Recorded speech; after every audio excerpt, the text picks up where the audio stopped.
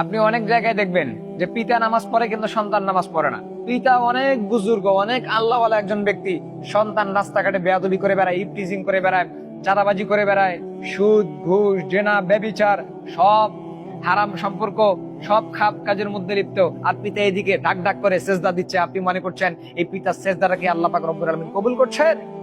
না। পিতা একাই এসে নামাজ পড়তেছে, একাই দিনের পথে চলতেছে, আল্লাহ পাক রব্বুল আলামিনের ইবাদত বন্দেগী করছে, রাসূলের আদর্শ অনুযায়ী চলছে। আল্লাহ বলছেন না, তুমি নিজেই বাঁচলে হবে না, বরং তোমার পরিবারকেও তোমাকে দিনের দাওয়াত দিতে হবে। আল্লাহ পাক রব্বুল আলামিন বলছেন, ইয়া আইয়ুহাল্লাযীনা আমানু, ওয়া হে মুমিন বান্দারা, ওয়া হে আমার বিশ্বাসী বান্দারা, কু আনফুসাকুম ওয়া আহলিকুম নারা, তোমরা নিজে জাহান্নামের আগুন থেকে বাঁচো, আহলিকুম তোমাদের পরিবারবর্গকে বাঁচাও জাহান্নামের আগুন থেকে। সো আপনি জাহান্নামের আগুন থেকে বাঁচলেন, আপনার সন্তানকে কে বাঁচাবে?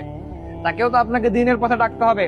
আপনি ঢাক ঢাক করে এসে সেজদা দিলেন, রব্বে কারীমের প্রত্যেকটা বিধিবিধান মানলেন, আপনার সন্তান চাঁদাবাজি করে বেড়ায়, আপনার সন্তান মানুষের রগ কেটে বেড়ায়, মানুষের মগরার রগ কেটে দেয়, এরকম সন্তানের এরকম চাঁদাবাজি করলে আপনার সন্তানের দায়ভার আপনার কাঁধে নিতে হবে, এবং কিয়ামতের দিন আপনার বুকের উপরে পাড়া দিয়ে সেই সন্তান জাহান্নামের মধ্যে যাবে।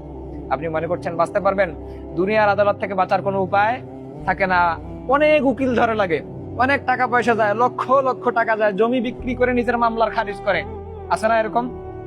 আপনি কিভাবে মনে করলেন যে কিয়ামতের দিন আল্লাহর আদালত থেকে আপনি পার পাবেন? দুনিয়ায় এত বড় বড় নাফরমানি করছেন, আর আল্লাহর আদালত থেকে আপনি পার পাবেন? মগের মূল্য পাইলেন। এজন্য এখনো সময় আছে, নিজে জাহান্নামের আগুন থেকে বাঁচান, আপনার সন্তান সন্তানাদি, স্ত্রী, আপনার পিতামাতা, আপনার মেয়ে, প্রত্যেকজনকে আপনি জাহান্নামের আগুন থেকে বাঁচান। আপনি সুন্দর করে ডাক ডাক করে সেজদা দিচ্ছেন, আর আপনার মেয়ে বিপর্দায় হচ্ছে, সমাজের মধ্যে চলাফেরা করছে, ফিতনায় ফেলতেছে ছেলেদেরকে। আপনার মেয়ে সুন্দর করে বেপর্দায় নর্তকীদের মতো মার্কেটের মধ্যে যাচ্ছে, আর আপনি সুন্দর করে সেজদা দিচ্ছেন, আপনি তাহাজ্জুদ নামাজ আদায় করছেন। আল্লাহ বলে এই তাহাজ্জুদ নামাজের কোনো দাম নাই যদি তুমি তোমার সন্তানদেরকে তুমি হচ্ছে সঠিক পথে পরিচালিত করতে না পারো। আপনি হচ্ছেন বাবা হিসাবে কাপুরুষ, আপনি সন্তান হিসাবে কাপুরুষ, আপনি ভাই হিসাবে কাপুরুষ। আপনি যেই পরিচয় আমি আপনাকে দেই না কেন, আপনি যদি নিজের পরিবারকে কন্ট্রোল করতে না পারেন, আপনি সেই দিক থেকেই কাপুরুষ হয়ে গেলেন।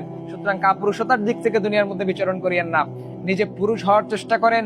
বীর পুরুষ হয়ে আবু বকর, ওমর, খালিদ বিন ওয়ালিদ, ওসমান, যত বড় বড় বীর পুরুষ ছিল, তাদের মতো ভূমিকায় গিয়ে আপনার পরিবার সহ নিজেদেরকে আপনি জাহান্নামের আগুন থেকে অন্তত হেফাজত করেন।